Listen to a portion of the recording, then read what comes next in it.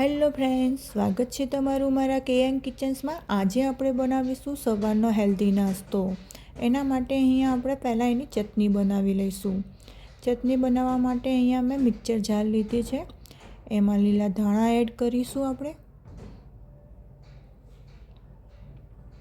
3 લીલા મરચાં એડ કર્યા છે। તમે જે પ્રમાણે સ્પાઇસી ખાતા હોય એ પ્રમાણે એડ કરવાના। સિંગદાણા એડ કર્યા છે 1 મોટી ચમચી। 5 ચમચી જેવું દહીં એડ કર્યું છે।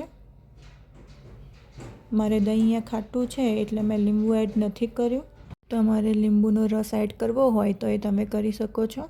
અને મીઠું સ્વાદ પ્રમાણે એડ કરી લેવાનું અને એને થોડુંક અંદર પાણી એડ કરીશું, પછી ગ્રાઇન્ડ કરી લઈશું। જો આ રીતની આપણી ચટણી તૈયાર છે।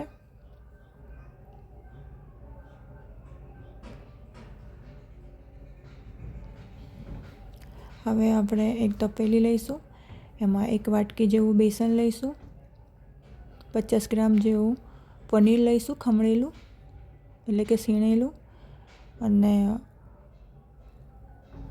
અને અડધું કેપ્સિકમ લઈશું, અડધું ટામેટું લઈશું, એના વચ્ચેનો ભાગ આપણે કાઢી લઈશું, અને અડધી ડુંગળી ઝીણી કાપેલી લઈશું, અને ધાણા એડ કરીશું, કાળા મરી પાવડર એડ કરીશું, અને અજમો થોડો મસળીને એડ કરીશું, અને મીઠું સ્વાદ પ્રમાણે એડ કરીશું, અને મરચું અડધી ચમચી અને 1 કશ્મીરી લાલ મરચું 1 ચમચી એડ કરીશું, અડધી ચમચી ધાણા પાવડર ને અડધી ચમચી હળદર એડ કરીશું, અને હિંગ એડ કરીશું અડધી ચમચી જેવું, અને આપણે અંદર પાણી એડ કરીને અને મિક્સ કરી લઈશું। થોડું થોડું પાણી એડ કરતા જઈશું અને આપણે આનું બેટર બનાવી લઈશું।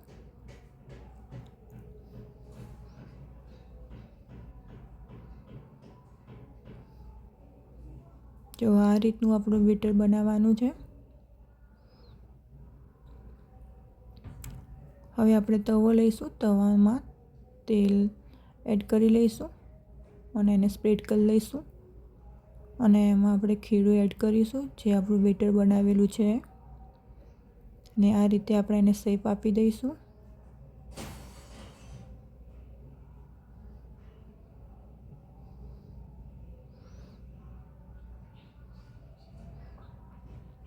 હવે ચમચી તેલ આપણે એડ કરી લઈશું ઉપર આ રીતે।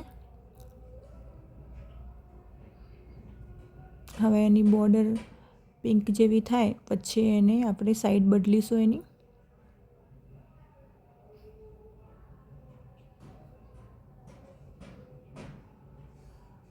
સાઈડ બદલતી વખત ધ્યાન રાખવાનું કે આપણો જે પુડલો છે એ તૂટી ના જાય।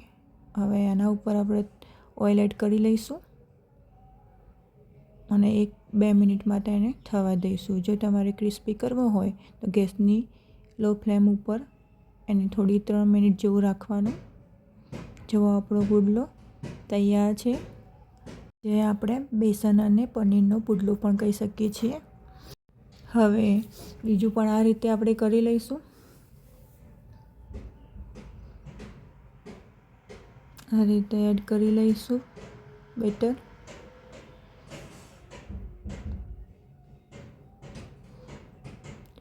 ઓઇલ એડ કરી લઈશું આ રીતે।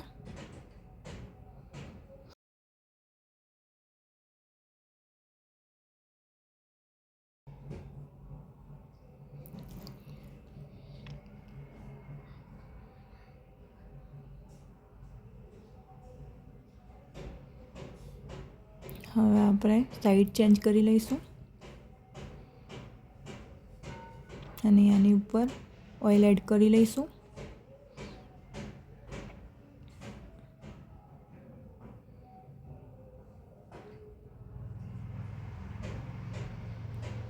બે મિનિટ થાય એટલે આપણે ચેક કરી લેવાનું। જો આપણો પુડલો તૈયાર છે। તમે આ સવારના નાસ્તામાં લઈ શકો છો ચટણી સાથે, ચટણી અને દહીં સાથે, અને તમે પણ આ નાસ્તો આ રીતથી ઘરે બનાવજો, બહુ સરસ બનશે. અને તમને જો આ રેસીપી પસંદ આવી હોય તો તમે લાઈક, શેર અને સબસ્ક્રાઈબ કરજો.